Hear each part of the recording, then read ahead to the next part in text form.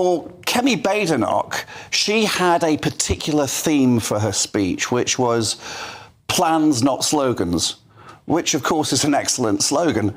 It was carefully constructed. It was compellingly and concisely written by the laser-sharp pen of Alex Burkhart.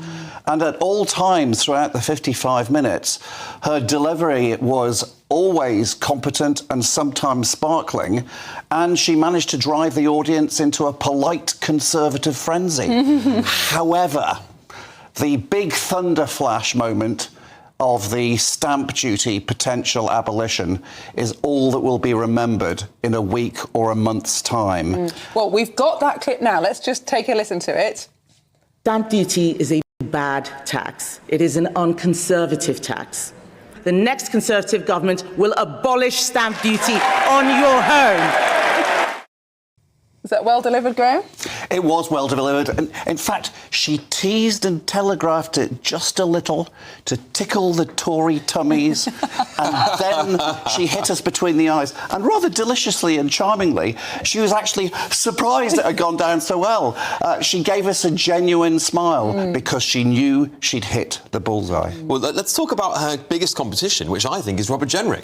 Well, we can compare the Jenrick sense of humour with the Badenoch sense of humour.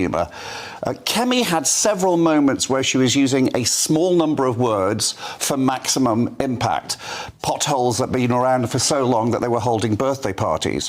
Whereas in a sort of pseudo-Kenneth Williams way, Robert Jenrick liked to flag up and camp up his humour as much as possible, culminating him in doing in what was almost like a sort of music hall ventriloquist act where he thrust his fist up a judge's full bottom wig as though it were Basil Brush. It was certainly striking, but it wasn't very funny. Interesting. Well, let's have a look at Nigel Farage, possibly the most relaxed of the party leaders. We are the party that will make massive cuts to welfare spending. And if we don't, well, what is coming down the track will best part bankrupt us, although some might say we're almost there, looking at the 30-year gilt yields this morning. Nigel doesn't do relaxed very well. It was very calm, very understated, but he's really good at overstatement. But to overstate things effectively, you need to have written and rehearsed it in advance. He's good at writing in advance, good at rehearsing, but clearly both his speeches at the Reform Convention had been written on the hoof on a bit of paper a few minutes before he went on stage, and that makes his voice go downwards, and it means that those particular announcements didn't have much impact. And the other party leader, Ed Davies. Let's take a listen, shall we? Gun laws are rolled back. So schools have to teach our children what to do in case of a mass shooting.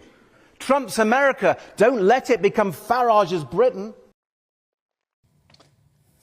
He said, Trump's America, don't let it be Farage's Britain, about 10, I think maybe 20 times. Yeah. And he clearly sort of realised halfway through that maybe he was using the phrase just a little bit too often because he was trying to find different ways of saying it. And he ended up sounding like one of those voiceovers in the post office.